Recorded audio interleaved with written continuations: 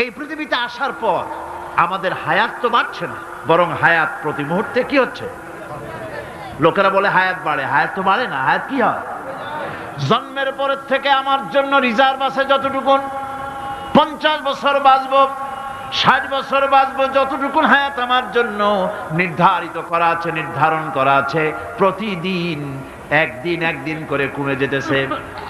এজন্য আমি বলি, আমার বাড়িতে যে ঘড়িটা আছে, এই ঘড়িটা বেলা 1টার সময় ঢং করে একটা আওয়াজ দেয়, শ্রোতাকে শুনিয়ে দেয়, বাড়িওয়ালা তোমার জীবনের মূল্যবান হায়াত থেকে 1 ঘন্টা কমায়া দিলাম। 2টার সময় 2টা ঘন্টা লাগায় শোনায় দিল, বান্দারে তোমার জীবনের মূল্যবান সময় থেকে 2টি ঘন্টা কমে গেল। এমনি করে দিন গেল, মাস গেল, বছর গেল, আমাদের হুঁশ হলো না। সময় চলে গেল তাস খেলে খেলে, সময় চলে গেল আমাদের খেলাধুলা করে, শয়তানি বদমাশি করে। সময় কতটুকুন পেলাম? কিয়ামতের দিন, বিচারের দিনটা যেটা হবে, আল্লাহ রাব্বুল আলামিন বলেন বিচারের দিনটাই লম্বা হবে 50 আলফা সানা মিম্মা তাউদ্দুন। বিচারের দিনটা লম্বা হবে কত বছর? 50,000 বছর। কত বছর? দুনিয়ায় যেভাবে তুমি হিসাব করো, দুনিয়ার গণনা অনুযায়ী হাসরের বিচারের দিনটা হবে 50,000 বছরের মতো লম্বা। এক কিতাবে দেখেছি, তিনি লিখেছেন হিসাব করে, কিয়ামতের ওই দিনটার হিসাবে 50,000 বছর একটা দিন লম্বা। ওই হিসাবে পৃথিবীতে যারা 60 বছর বাঁচলো, সেজন্য আখেরাতে 2 মিনিট দুনিয়ায় বাঁচলো। চিন্তা করেছে? মাত্র 2 মিনিট। 60 বছর যারা হায়াত পেল, 2 মিনিট বাঁচলো। এই 2 মিনিটের জন্য কত হাঙ্গামা, কত মারধর, কত সন্ত্রাস, ক্ষমতার জন্য লড়াই, হ্যান করেঙ্গে ত্যান করেঙ্গে, লাঠি কে আন্দার মুগুর ভরেঙ্গে, শক্তির ঠেলায় অস্থির। আমার বন্ধুগণ, সময় চলে যাচ্ছে স্রোতের মতো করে, কারো জন্য সময় অপেক্ষা করতেছে না। আমাদের মৃত্যু প্রতি মুহূর্তে কাছে চলে আসতেছে। এই জন্য শায়ের বলেছেন, আগাহা আপনি মৌত সে কোই বাশার নেহি, আগাহা আপনি মৌত সে कोई बशर नहीं, सामा सो बरस के हैं पल की खबर नहीं। মৃত্যু সম্পর্কে আমাদের কারো জানা নাই, যে কোনো মুহূর্তে মৃত্যু আমাদের কাছে এসে যেতে পারে। মৃত্যু সম্পর্কে কিছুই জানা নাই, অথচ প্রতি মুহূর্তে আমরা মৃত্যুর দিকে এগিয়ে চলছি। মাল সামান 100 বছর কি ধরে খাবো তাও জমা করে রেখেছি, কিন্তু এক মুহূর্তের খবর নাই। মাহফিলে এসেছি, বাড়ি যেতে পারবো নিশ্চয়তা নাই। আছে? বলেন আছে? আপনি বাড়ি যাও ভালো, বসেছেন, দাঁড়াতে পারবেন, এই নিশ্চয়তা আছে? নাই। সুতরাং সূরার যে সময়ের উপরে কসম করে মূলত সময়ের অপরিসীম গুরুত্ব সম্পর্কে আল্লাহ পাক মানুষকে বুঝাই দিতেছেন। সময়ের দাম দাও। আমাদের সময় চলে যায় গান শুনতে শুনতে, আশ্চর্য মলম বিক্রি করা দেখতে দেখতে, তাস পাশা খেলতে খেলতে সময় চলে যায়, কেউ খেয়াল করে না। সময় বলতে অতীত কালও হতে পারে, আবার বর্তমানও হতে পারে। আর বর্তমান কাল কোনো কালই না। বর্তমান কাল কোনো কাল নয়। প্রতি মুহূর্তে ভবিষ্যৎ এসে বর্তমান হয়, আর প্রতি মুহূর্তে বর্তমান কি হয়? অতীত হয়ে যায়। বর্তমান কাল বলে কোনো কাল নাই, প্রতি মুহূর্তে অতীত হয়ে যাচ্ছে। এই যে আমি মাহফিলে বসছিলাম প্রথম এসে, ওইটা কি এখনো বর্তমান আছে? এই যে বর্তমান কথা বলছি, এটা অতীত হয়ে যাচ্ছে। সুতরাং বর্তমান কাল নাই। আল্লাহ পাক অল আসরের সময়ের কসম করে বলছেন। যদি আমরা চিন্তা ভাবনা করি, তাহলে আমরা লক্ষ্য করব আমাদের আসল মূলধন সময়। আসল মূলধন কি? জীবনের আসল মূলধন কি? সময়। ইমাম রাজি রহমতুল্লাহ আলাইহি এই পর্যায়ে এক বুজুর্গের ব্যক্তির কথা তিনি আলোচনা করেছেন। তিনি বলেছেন যে একটা লোক, তিনি সূরা আল আসর এর ব্যাখ্যা তিনি বুঝতেছিলেন না। ব্যাখ্যাটা কি? এই মাথার মধ্যে ঘুরপাক খাচ্ছিল এর ব্যাখ্যা কি? একবার তিনি বাজারে ঢুকলেন, তারপরে তিনি শুনতে পেলেন বাজারের এক প্রান্ত থেকে একজন চিল্লায় বলতেছে, সেই ব্যক্তির উপরে রহম করো যার পুঁজি গলে যায়, সেই ব্যক্তির উপরে রহম করো যার পুঁজি গলে যায়। উনি চিন্তা করলেন পুঁজি এবার গলে কেমন, উনি দৌড়ে গেলেন, যায় দেখেন যে ব্যাটা চিল্লাচ্ছে সে হচ্ছে বরফ বিক্রেতা। কি বিক্রেতা? বরফ, বরফ, আইস। এখন এই বরফ বিক্রেতা সে চিল্লায় বলতেছে সেই ব্যক্তির পরে রহম করো যার পুঁজি কি গলে যায়। সূর্যের তাপ বাড়তেছে আর বরফ গলে যাচ্ছে। সে বুঝাতে চাচ্ছে যে আমার এই বরফটা জমাট থাকা অবস্থায় তোমরা কেউ কেনো, যেহেতু আমার পুঁজি তো এর মধ্যে আমি ইনভেস্ট করেছি। এটা যদি পানি হয়ে যায় তো পানি তো কেউ কিনবে না, এটা তো যেখানে সেখানে পাওয়া যায়। বরফ পাওয়া যায় না বলি তো আমি বরফ কিনে আনছি। তোমরা আমার প্রতি দয়া করো, তাড়াতাড়ি করে বরফটা কিনে নিয়ে যাও। ইমাম রাজি রহমাতুল্লাহ আলাইহি বলেন, বুজুর্গ ব্যক্তি চিৎকার মেরে বললেন আল্লাহু আকবার, আমি কিন্তু এই বরফ বিক্রেতার ঘোষণার মধ্য দিয়ে সূরা ওয়াল আসরের তাফসীর আমি বুঝে ফেলেছি। তার মানে হলো বরফ বিক্রেতা যেভাবে বলতেছে সেই ব্যক্তির উপরে রহম করো যার পুঁজি গলে যায়, আমারও তো একটা পুঁজি আছে, ওই পুঁজির নাম হায়াত। প্রতি মুহূর্তে আমার পুঁজি তো গলে যেতেছে, আমার পুঁজি তো গলে যায়, প্রতি মুহূর্তে কমে যেতেছে। আহারে এই পুঁজি যে গলে গেল ধরে রাখতে পারলাম না, এই জন্য কিছুই তো করতে পারি নাই। সূরা ওয়াল আসরের ভিতরে মানুষের আয়ুষ্কাল দেওয়া হয়েছে বরফ গলে যাওয়ার মতো দ্রুত সে আয়ু কমে যাচ্ছে। একে যদি নষ্ট করে ফেলা হয়, ভুল কাজে ব্যয় করা হয়, সেটাই হচ্ছে মানুষের মূল ক্ষতি। মানুষের মূল ক্ষতি। ব্যবসায় ক্ষতিগ্রস্ত হয়েছে, এটা মূল ক্ষতি নয়। স্বাস্থ্য হারাইছে, মূল ক্ষতি নয়। রাজনীতিতে ব্যর্থ হয়েছে, মূল ক্ষতি নয়। জীবনে মন্ত্রিত্ব হারাইছে, মূল ক্ষতি নয়। মূল ক্ষতি প্রতি মুহূর্তে সময় নষ্ট হচ্ছে, এটাই মূল ক্ষতি। ভাইরা, কিয়ামতের দিন জান্নাতীদের কোনো দুঃখ থাকবে না, সকলের দুঃখ থাকবে। জান্নাতীদের কোনো দুঃখ থাকবে নাকি? থাকবে, থাকবে। জান্নাতীদের মনের মধ্যে একটা দুঃখই থাকবে। ভালো করে শুনুন, জান্নাতীদের মনের মধ্যে একটা দুঃখই হবে। তারা মনে মনে চিন্তা করবেন, আফসোস করবেন, আহারে যদি দুনিয়ায় বসে অমুক সময় বাসে বসেছিলাম আজে বাজে চিন্তা করেছি, বাড়ির ড্রয়িং রুমে একা একা বসে বসে আজে বাজে চিন্তা করেছি, অমুক অমুক সময় খেলাধুলায় কাটাইছি, এই সময়গুলিতে যদি সুবহানাল্লাহ, আলহামদুলিল্লাহ, লা ইলাহা ইল্লাল্লাহ, আল্লাহু আকবার এই তাসবিহ যদি পড়তাম, জিকির আজগার করতাম, জান্নাতের ভিতরে আরো নিয়ামত লাভ করতে পারতাম। সময়টা তো কাজে লাগাইলাম না।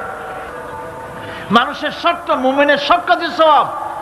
ওয়াকুলু লিন-নাসি হুসনা, মানুষের সঙ্গে ভালো ভালো কথা কও, মানুষের সঙ্গে হাসি মুখে কথা কও। একজনের সাথে হাসি মুখে কথা বললেন আপনার একটা সদকা দেওয়ার মতো সমান সব আমলনামায় লেখা হয়ে গেল। ভালো ভালো কাম করো। বন্ধুগণ, সময় দ্রুত গতিতে চলে যাচ্ছে, মানুষের জীবন ক্ষতিগ্রস্ত হচ্ছে। ক্ষতি থেকে বাঁচতে পারবে চারটা গুণ যার মধ্যে আছে, বাকি সব ক্ষতিগ্রস্ত হয়ে যাবে। আমার ভাইয়েরা, এই কথাগুলি বলে আল্লাহ পাক যেন এরকম একটা দৃষ্টান্ত দিলেন। আপনি যদি পরীক্ষার হলে গিয়া দেখেন ছাত্ররা পরীক্ষা দিতেছে, পরীক্ষার জন্য নির্ধারিত সময় কতটুকুন? 3 ঘন্টা। 3 ঘন্টা, 3 ঘন্টা। আপনি গিয়ে দেখলেন কোন একজন পরীক্ষার্থী পরীক্ষা দিতে গিয়ে আর একদিকে তাকায় আছে, আকাশের তারা গুনতেছে, অথবা সে গল্প করতেছে, অথবা পরীক্ষা বাদ দিয়ে আজে বাজে কিছু লিখতেছে। আপনি যেমন তাকে, ওই ছেলেটাকে আনবো না, গাফেল ছেলেটাকে ঘড়ির দিকে তাকায় বলেন, এই ছেলে ওই ঘড়ির দিকে তাকাও, দেখো তোমার সময় কিন্তু চলে যেতেছে মাত্র 1 ঘন্টা, আর তুমি সময় নষ্ট করতেছো। আল্লাহ যেন স্নেহ পরবশে তামাম পৃথিবীর গোলামদেরকে, বান্দাদেরকে আঙ্গুল নির্দেশনা দিয়ে বলছেন, বান্দারা প্রতি মুহূর্তে তোর জীবনের মূল্যবান সময় চলে যেতেছে, প্রতি মুহূর্তে সময় যাচ্ছে। আল ইনসান, ইনসান বলতে শুধু মুসলমান না, ইনসান বলতে কি মুসলমান শুধু না, আল ইনসান মানব মণ্ডলী, বিশ্বের সমস্ত মানুষকে আল্লাহ বলছেন, হিন্দু, খ্রিস্টান, বৌদ্ধ, নাসারা, ইহুদি, মজুসি, মুসলমান, বিশ্বের সব মানুষকে আল্লাহ বলছেন। যেহেতু আল্লাহ স্রষ্টা, মানুষের ব্যাপারে সার্বিক কল্যাণময় কথা কে বলতে পারেন? কে বলতে পারেন? সে আল্লাহ রাব্বুল আলামিন বলছেন, সময় চলে যাচ্ছে ও পৃথিবীর মানুষেরা, এই মানুষ বলতে আল্লাহ রাব্বুল আলামিন কোন ব্যক্তি, কোন গোষ্ঠী, কোন জাতিকে বলেন নাই, বলেছেন সমগ্র মানবতাকে। এর অর্থ হচ্ছে সূরাটিতে উল্লেখ্য 4টি গুণ যদি আমল করতে পারে লোকেরা, যেই ব্যক্তি করবে, যেই সমাজ করবে, যেই রাষ্ট্র করবে, যেই গোষ্ঠী করবে, যেই জাতি করবে, তারাই ক্ষতি থেকে বেঁচে যাবে। আর যারা করবে না তারা ক্ষতিগ্রস্ত হবে। কি হবে বলুন? এখন আল্লাহ পাকের কথা শুনুন। আল্লাহ পাক বলছেন, ওয়াল আসরি ইন্নাল ইনসানা লাফি খুসর। খুসর, খুসরিন, এই যে খুসর, খাসারা, এই শব্দটা হচ্ছে আবিধানিক অর্থে ক্ষতি হচ্ছে লাভের বিপরীত। লাভের বিপরীত কি? ক্ষতি। নাফা, এই নাফার বিপরীত কি? নোকসান।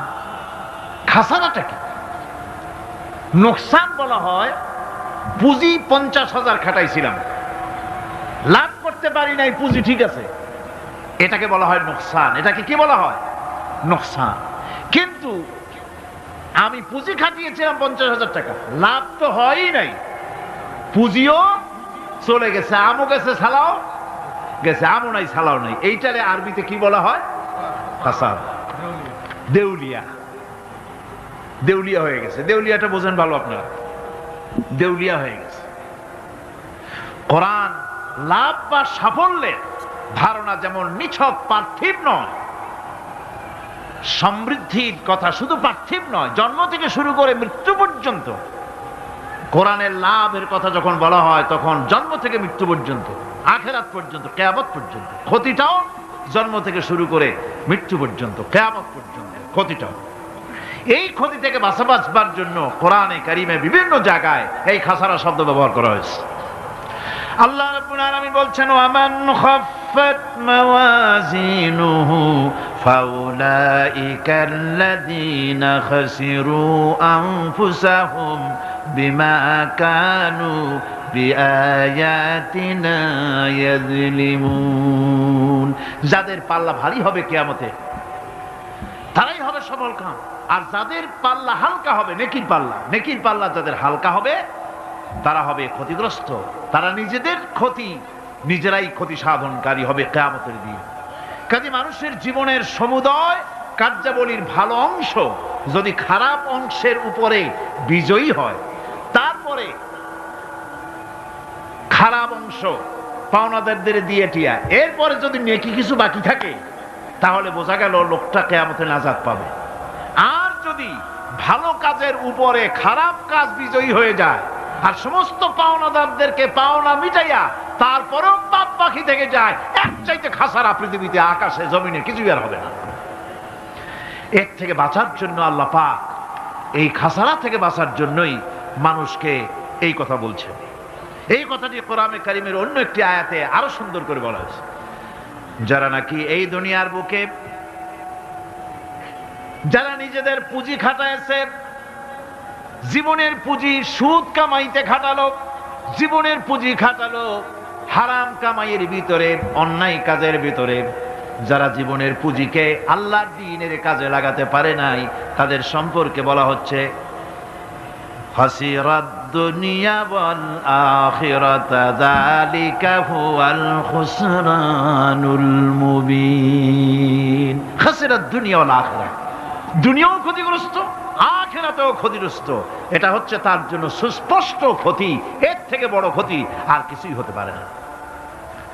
আল্লাহ পাক কোরআনে কারীমে অন্যত্র বলেছেন, وَنُنَزِّلُ مِنَ الْقُرْآنِ مَا هُوَ شِفَاءٌ وَرَحْمَةٌ لِّلْمُؤْمِنِينَ وَلَا يَزِيدُ الظَّالِمِينَ إِلَّا خَسَارًا।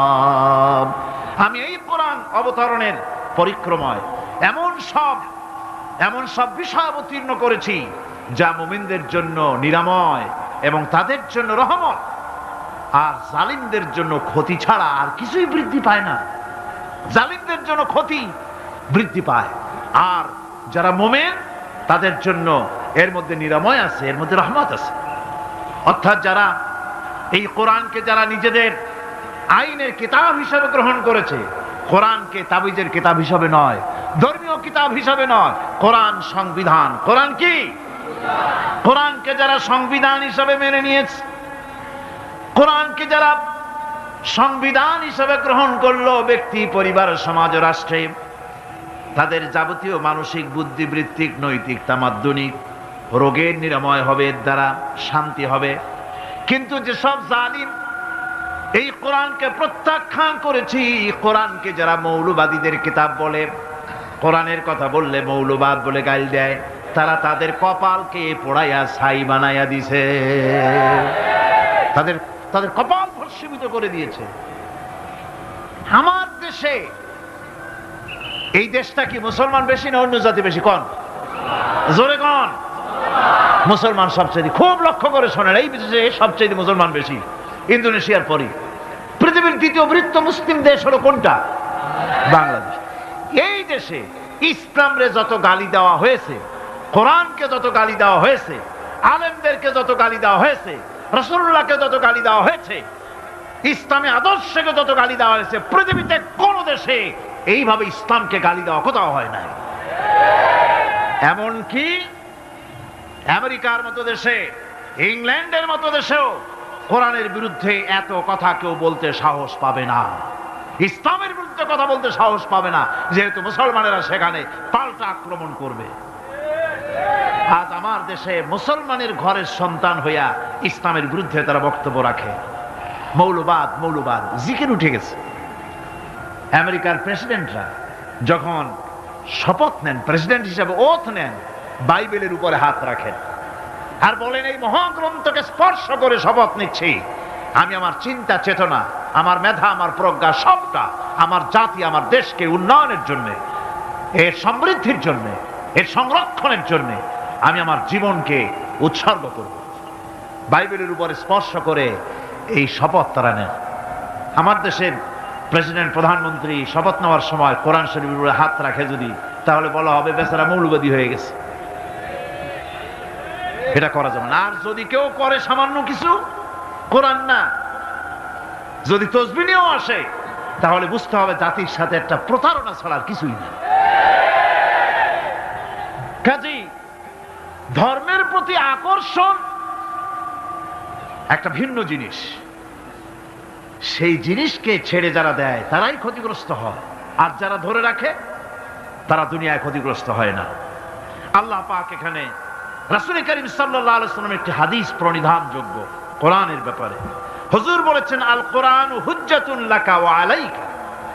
এই কোরআন হয় তোমার পক্ষের সাক্ষী, না হয় এই কোরআন তোমার বিপক্ষের সাক্ষী।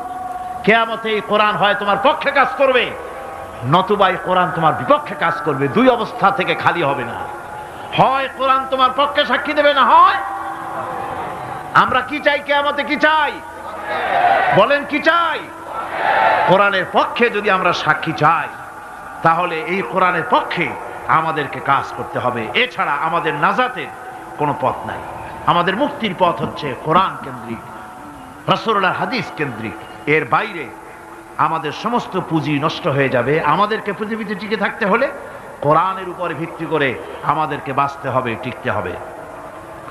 কোরআনে কারিমে আল্লাহ রাব্বুল আলামিন অন্যত্র বলেছেন, কুল ইন্নাল খাসিরিনাল্লাযীনা খাসিরু আনফুসাহুম ওয়া আহলিহিম ইয়াওমাল কিয়ামাহ আলা যালিকা হুয়াল খুসরানুল মুবিন। বলো, প্রকৃত দেউলিয়া তারাই যারা কিয়ামতের দিন নিজেকে, নিজের পরিবার পরিবর্গকে এই ক্ষতির দিকে যারা ঠেলে দেবে। ভালো করে শুনে নাও, এটি হচ্ছে সুস্পষ্ট ক্ষতি, সুস্পষ্ট দেউলিয়াপনা। এই ক্ষতি থেকে বাঁচার জন্য আল্লাহ রাব্বুল আলামিন কোরআনে কারীমের মধ্যে বলেছেন, ওয়াল আসরি ইন্নাল ইনসানা লাফি খুসর। পড়েন সবাই, ওয়াল আসরি ইন্নাল ইনসানা লাফি খুসর। মানুষের, সমগ্র মানুষের জীবন ক্ষতিগ্রস্ত, ব্যর্থ। কে বলতেছেন? গা শিউরে ওঠার কথা না? গা শিউরে ওঠে। আল্লাহ বলতেছেন ক্ষতিগ্রস্ত, ব্যর্থ। আপনি যতই মনে করেন আপনার মিল আছে, কল আছে, কারখানা আছে, মন্ত্রী, টাকা পয়সা আছে, প্রেসিডেন্ট হয়েছেন, প্রধানমন্ত্রী হয়েছেন, আপনার জীবন সফল হয়েছে, আল্লাহ বলেন না, জীবন ব্যর্থ, জীবন বিফল, জীবন ক্ষতিগ্রস্ত। তাম পৃথিবীর সমস্ত মানুষ ক্ষতিগ্রস্ত, ব্যর্থ। 4টা কাজ করলে সফল হবে। কয়টা কাজ? জোরে বলেন, কয়টা কাজ? ইল্লাল্লাযীনা আমানু ওয়া আমিলুস সালিহাতি ওয়া তাওয়াসাউ বিল হাক্কি ওয়া তাওয়াসাউ বিস সাবর। 4টা কাজ করলে জীবন হবে সফল। এই ব্যর্থতা থেকে, এই ক্ষতি থেকে যদি বাঁচতে চাই কি না? কারা কারা চাই? দেখাই তো হাত। কারা কারা চাই? ক্ষতির হাত থেকে বাঁচতে চাই কারা? আলহামদুলিল্লাহ, হাত নামান। ক্ষতির হাত থেকে যারা বাঁচতে চান, আল্লাহ রাব্বুল আলামিন তাদের জন্য ফর্মুলা পেশ করেছেন, ইল্লাল্লাযীনা আমানু ওয়া আমিলুস সালিহাতি ওয়া তাওয়াসাউ বিল হাক্কি ওয়া তাওয়াসাউ বিস সাবর। আল্লাহ পাক বলেন 4টি কাজ করলে জীবন সফল হয়ে যাবে। কয়টা কাজ? 4টা কাজ করলে জীবনটা সফল হয়ে যাবে। 1 নম্বরে ঈমান। 1 নম্বরে কি? ঈমান। এটাই হচ্ছে ফাউন্ডেশন। ক্ষতি থেকে বাঁচার জন্য প্রথম যে গুণটি, সেটির নাম হচ্ছে ঈমান। ইসলামে ঈমানের স্থান সর্বপ্রথম, তারপরই হচ্ছে ইসলাম। ঈমান আগে, তারপরে কি? ইসলাম। ইসলাম হচ্ছে বীজ, ঈমান হচ্ছে বীজ, আর ইসলাম হচ্ছে চারা, গাছ। এটা হচ্ছে ভিত্তি। এই ভিত্তিকে সর্বপ্রথম মজবুত করতে হবে। ঈমানের ভিত্তি, ঈমানের ভিত্তি দুনিয়ায় ঈমানের আহ্বান জানাবার জন্যই আল্লাহ রাব্বুল আলামিন সমস্ত নবী এবং রাসূলদেরকে পৃথিবীতে পাঠিয়েছেন ঈমানের আহ্বানের জন্য। দুনিয়ার সমস্ত নবীদের দাওয়াত ছিল ঈমানের দাওয়াত। কিসের দাওয়াত? এই ঈমানের দাবিটা আসছে, এই দাওয়াতটা এসেছে আল্লাহর কাছ থেকে। কার কাছ থেকে? দেখুন, পৃথিবীর ভিতরে কোন নবীদের কথার সাথে আরেকজন নবীর কথার কোনো বৈপরীত্য হয় নাই। সমস্ত নবীদের কথা একরকম ছিল। কয় রকম? একজন নবীর সঙ্গে তার বক্তব্যের সাথে আরেকজন নবীর বক্তব্যের কোনো গুণগত মৌলিক কোনো পার্থক্য ঘটে নাই, অসঙ্গতি হয় নাই। কারণ নবীরা, আম্বিয়া আলাইহিমুস সালাম, নিজেরা বানিয়ে কথা রচনা করে তারা মানুষের সামনে পেশ করে নাই। সমস্ত নবীদের কাছে যত দাওয়াত এসেছে, একটা অফিস থেকে এসেছে। সে অফিসটা হচ্ছে কার? আল্লাহ রাব্বুল আলামিনের। তাই দুনিয়ার সমস্ত পয়গম্বরদের দাওয়াত ছিল না ইলাহা ইল্লাল্লাহ, লা ইলাহা ইল্লাল্লাহ, লা ইলাহা, লা ইলাহা ইল্লাল্লাহু মুহাম্মাদুর রাসূলুল্লাহ। এটাই ছিল সমস্ত নবীদের দাওয়াত। কোরআনে কারীম তার ধারক এবং বাহক সম্পর্কে বলে যে তিনি যে দাওয়াত দিয়েছেন সে দাওয়াতটা হলো ঈমানের দাওয়াত। আমাদের নবী তিনি এসে যে দাওয়াত দিয়েছেন সে দাওয়াতটা কিসের? কোরআনে কারীম বলছি, রব্বানা ইন্নানা সামি'না মুনাদিয়ান ইউনাদি লিল ঈমান। হে আমাদের রব, নিশ্চয়ই আমরা এমন একজন আহ্বায়কের আহ্বান শুনেছি যিনি আমাদেরকে ঈমানের দাওয়াত দিয়েছেন। এমন কোন পয়গম্বর নাই দুনিয়ায় যিনি ঈমানের দাওয়াত দেন নাই। সকলেই ঈমানের দাওয়াত মানুষের সামনে, বিশ্ববাসীর সামনে পেশ করেছেন। কোরআনে হাকিম স্পষ্ট একটা সীমারেখা দুনিয়ার মানুষের সামনে পেশ করে পৃথিবীর মানুষগুলিকে দুটি শ্রেণীতে বিভক্ত করে দিয়েছে। একটি হচ্ছে ঈমান পোষণকারী, আরেকটি হচ্ছে অবিশ্বাসী। একটা ঈমান পোষণকারী আর একটা অবিশ্বাসী। ঈমান পোষণকারীরা সত্যশ্রয়ী, তারা হচ্ছে জ্ঞান এবং নূরের সম্পদে সমৃদ্ধ। আর দ্বিতীয় দলটি হচ্ছে কাফের, জালিম, মূর্খ। তারা হেদায়েতের রাস্তা তাদের জন্য অবরুদ্ধ।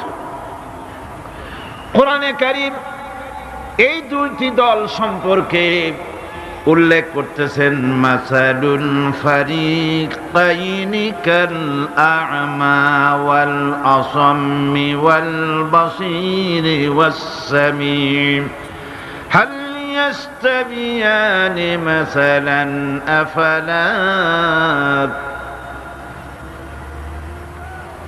কোরআন শরীফ বলছে, হাল ইয়াস্তাবিয়ানি মাসালান আফালা তাযাক্কারুন। দুইটি শ্রেণীতে আল্লাহ পাক ভাগ করে দিয়েছেন। একটা শ্রেণী হচ্ছে অন্ধ, বোবা, বধির। আরেকটি যারা শুনতে পায়, চোখে দেখতে পায়। এ দুটি কখনো এক নয়, সমান নয়। এ দুটির রাস্তা আলাদা। কাফেরের রাস্তা আর ইমানদারদের রাস্তা সম্পূর্ণ ভিন্ন। আল্লাহ রাব্বুল আলামিন ঈমান এবং কুফরের পার্থক্য বলে দেওয়ার জন্য গোটা মানব জাতির মধ্যে স্পষ্ট করে বলেছেন, লা ইকরাহা ফিদ-দীন ক্বাদ তাবায়্যানার রুশদু মিনাল গায়্। দ্বীনের ব্যাপারে জোর জবরদস্তি নেই। এখানে হেদায়েতের পথ এবং গোমরাহি, হেদায়েতকে গোমরাহির পথ থেকে সম্পূর্ণ আলাদা করে দেওয়া হয়েছে। লা ইকরাহা ফিদ-দীন, দ্বীনের ব্যাপারে কোনো জোর জবরদস্তি নেই। যারা ধর্মনিরপেক্ষবাদী তারা এই আয়াতটাকে নিজেদের মতবাদকে প্রতিষ্ঠার লক্ষ্যে অনেক সময় কাজে লাগায়। দুটি আয়াতকে তারা বেশি ব্যবহার করে।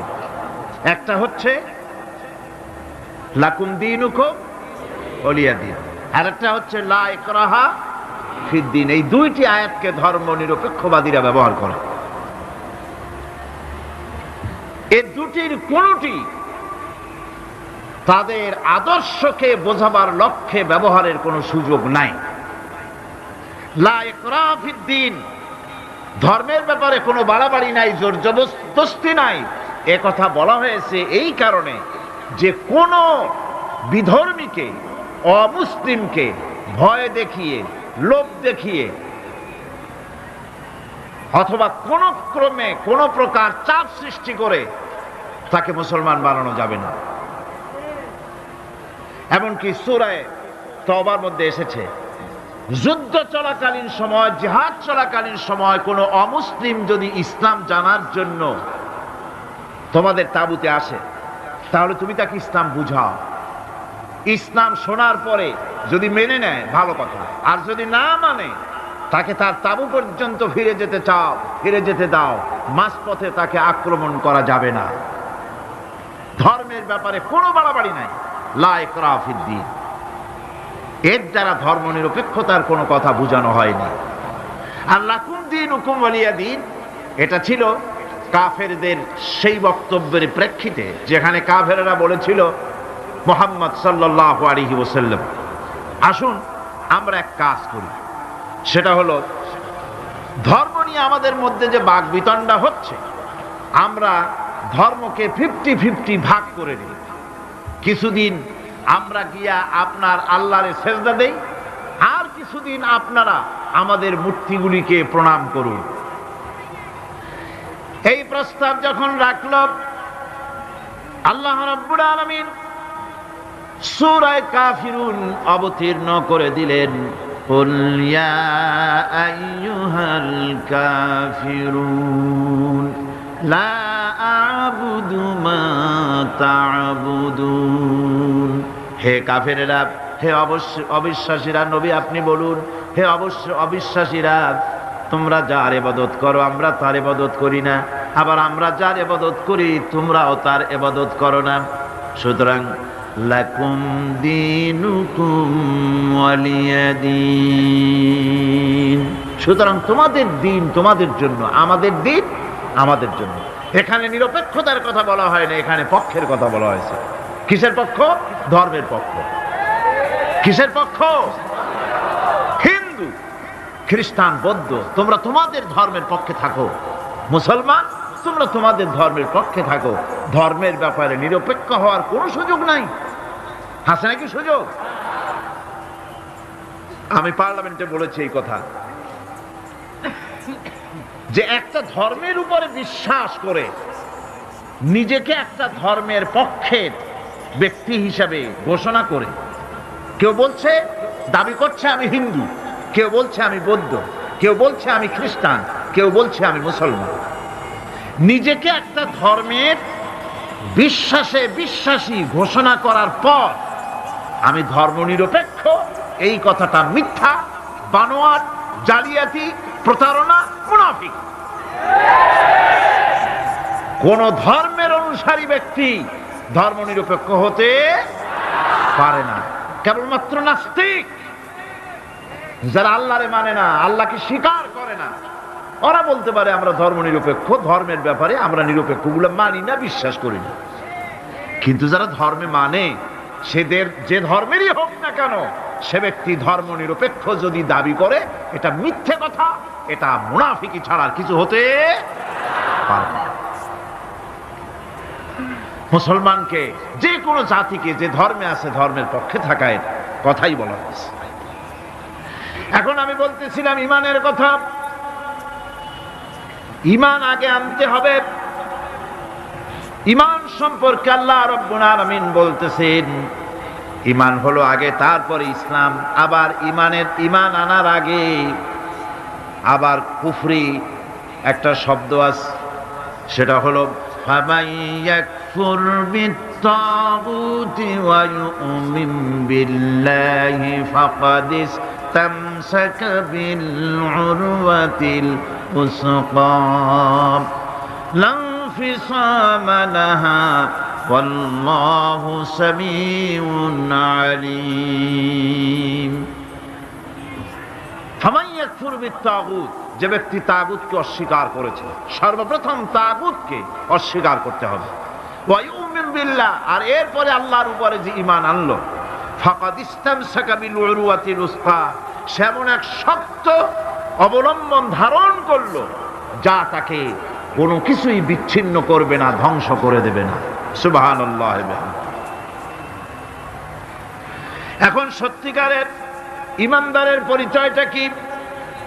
কোরআনে কারীম সত্যিকারের ঈমানদারের পরিচয় এভাবে পেশ করতেছে, ইন্নামাল মুমিনুনা আল্লাযীনা আমানু বিল্লাহি ওয়া রাসূলিহি সুম্মা লাম ইয়ারতাবু ওয়াজাহিদু বিআমওয়ালিহিম ওয়া আনফুসিহিম ফি সাবিলিল্লাহ উলাইকা হুমুস সাদিকুন। ঈমানের দাবিতে সত্যবাদী কারা? ইন্নামাল মুমিনুনা আল্লাযীনা আমানু বিল্লাহি ওয়া রাসূলিহি, সত্যিকারের মুমিন তো তারা যারা নাকি ঈমান এনেছে আল্লাহর উপর এবং রাসূলের উপরে। এই ঈমান আনার পর সুম্মা লাম ইয়ারতাবু, এরপরে কোন সন্দেহে সে নিপতিত হয় নাই, কোন সন্দেহ তার মনের মধ্যে জায়গা পায় নাই, আর সে আল্লাহর রাস্তায় জিহাদ করেছে মাল দিয়ে, জান দিয়ে। উলাইকা হুমুস সাদিকুন, এরাই হলো ঈমানের দাবিতে সত্যবাদী। সুম্মা লাম ইয়ারতাবু, অথবা এক বিন্দু সন্দেহ মনের মধ্যে জায়গা দেয় নাই। অর্থাৎ ঈমান আনছি কার উপরে? আল্লাহর উপরে। কার উপরে? আর তার রাসূলের উপরে। আল্লাহ এবং রাসূলের উপরে ঈমান আনার পর যারা আল্লাহ এবং রাসূলের বিধান জীবনের সকল ক্ষেত্রে মানতে পারে নাই, তারাই সন্দেহে নিপতিত হয়েছে। কথা বুঝতে পেরেছেন? তাদের সন্দেহ এই কোরআন মানুষের জীবন, তার সম্পদ, তার রাজনীতি, তার অর্থনীতি পরিচালনা করতে পারে না। সেই জন্য ধর্মের ব্যাপারে কোরআন মানি, ধর্মের ব্যাপারে নামাজ আর রোজা মানি, কিন্তু রাজনীতিতে ধর্ম মানি না। এটাই হলো সন্দেহ। এটাই কি সন্দেহ, অবিশ্বাস। জীবনকে তারা দুইটা ভাগ করেছে, এক ভাগ রাজনীতির জন্য আর এক ভাগ কিসের জন্য? ধর্মের জন্য।